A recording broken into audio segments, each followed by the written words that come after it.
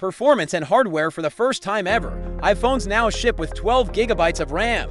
That is 50% more than last year's Pro models. Strangely, Apple barely mentioned it. The new A19 Pro Chip also delivers huge gains in neural accelerators, basically the AI engines inside the phone. But here's the odd part. Apple didn't show a single feature that actually uses them.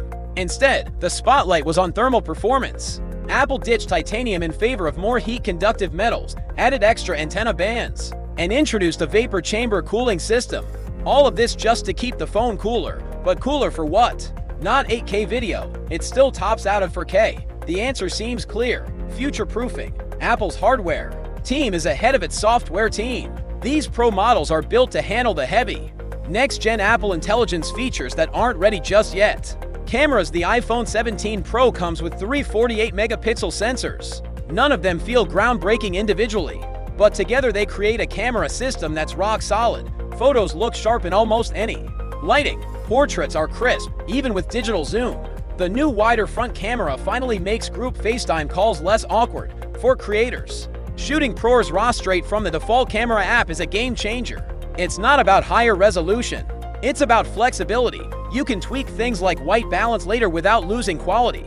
But the supposed headline feature, the 4x telephoto lens, is underwhelming. It struggles with close-up focus and often switches back to the main lens. Sometimes you'll see sharper zoom shots. Other times it's nearly identical to last year. And yes, Apple still hasn't fixed those annoying lens flares. Battery and charging. Battery life is noticeably better.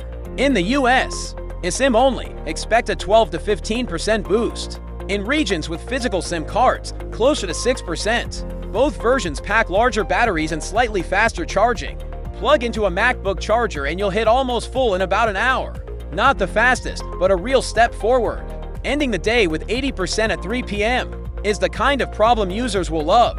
Design and durability. The Pro models look and feel different. Apple swapped titanium for aluminum, which feels smooth but scratches more easily. The orange finish is divisive, while the silver model hides we're the best. Screens are marketed as 3x more scratch-resistant, though real-world results don't fully back that up. The real design win is thermal. Heat now spreads evenly across the phone, making gaming smoother and the phone more comfortable to hold. Gaming and display. This is where the upgrades shine. Big 3D titles like Destiny run at 120 FPS with no throttling, thanks to the new cooling system.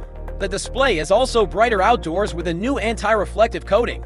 You won't always notice it, but when you do, it feels transformative. Software. iOS 26 brings new icons, animations, and lock screen effects, but it's still buggy, glitches, broken transitions, and readability issues remind us it's a work in progress. Price and value. Here's the tricky part.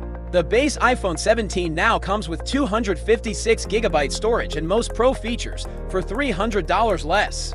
That makes the Pro models harder to justify unless you're a true power user. Apple seems fine with this. The Pro Max targets professionals with up to 2TB storage for $2,000. Fewer sales but bigger margins. Who should upgrade? The iPhone 17 Pro is for you if you want the largest screen and battery. Pro Max only. You plan to use future AI features, which will need extra RAM, cooling, and chip power. You're a gamer or video creator who pushes hardware to the limit. For everyone else, the regular iPhone 17 delivers almost the same experience at a much better price. Final verdict. The iPhone 17 Pro feels less like a must-have upgrade today and more like a phone built for tomorrow. It's faster, cooler, with better battery life and solid cameras, but its true purpose is to be ready for the AI revolution Apple is about to unleash.